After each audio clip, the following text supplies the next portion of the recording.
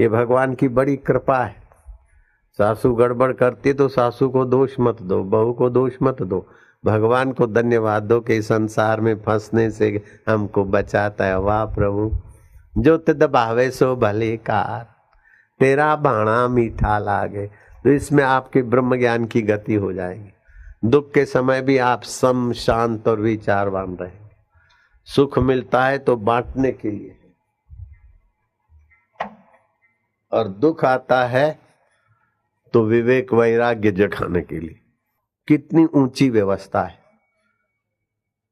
जो प्रेम अपने ब्रह्म परमात्मा को करके ब्रह्म ज्ञान पाना चाहिए, वो प्रेम अगर पैसों में किया तो इनकम टैक्स का, या तो कोई पैसा खा जाने का, या तो पैसा डूब जाने का, या तो कुछ न कुछ आएगा। जो मोहब्बत अपने ब्रह्म परमात्मा के आनंद में करनी चाहिए, वो मोहब्बत अगर बेटे को करा तो बड़ा होके बेटा सुना अनसुना कर देगा, रोते रहेंगे। जो प्रेम परमेश्वर के नाते करना चाहिए, वो प्रेम अगर जवानी में ज्यादा पति पत्नी को किया तो बुढ़ापे में झगड़े बहुत होते, बूढ़े बुढ़िया खूब लड़ते झगड़ते। जिनको ये अनुभव है हाथ ऊपर करो। कहीं देखा है बूढ़े बूढ़ी लड़ते हैं माँ बाप? ये लड़का 50 साल का, उनका बाप 68 साल का, माँ 55 65 78 साल की, उनका मैंने समझौता कराया, फिर से नई शादी कराई। 48 साल के बेटे के माँ बाप की मैंने फिर से शादी कराई। मुझे पता है, गुल्लूमल उनका नाम था, मुखी था, समाज का अगुवा था, लेकिन गुल्ली से लड़ता था, गुल्लू गुल्ली लड़ते थे। दोनों थे खूबसूरत बूढ़े बुढ़िया, बुढ़ापे में भी गोरे गोरे तो थे।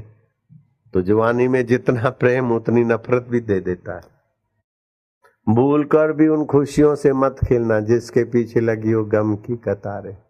संसार में जहां भी प्रेम अधिक होगा वहां से दुख मिलेगा। इसीलिए प्रभु के नाते प्रेम करो, सबके भले के नाते। तो सुख आए तो दूसरों को बांटने का इरादा करो, और दुख आए तो विवेक जगाओ। तो ये सुख को भी साधन बना लिया, दुख को भी साधन बना लिया, तो आप निर्दुख हो जाएंगे और निर्वासनिक हो जाएंगे। और निर्दुख और निर्वासनिक होने से आपका ब्रह्म परमात्मा का आनंद ज्ञान प्रकट हो जाएगा।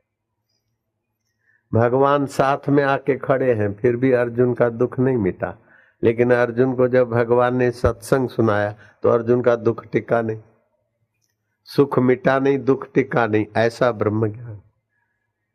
शिव जी कहते उनकी माता धन्य है। किसकी? तुम्हारी। उनके पिता धन्य हैं जो ब्रह्म ज्ञान सुनने की जगह पर तपस्या करते हैं, ब्रह्मज्ञानी गुरु का दर्शन सत्संग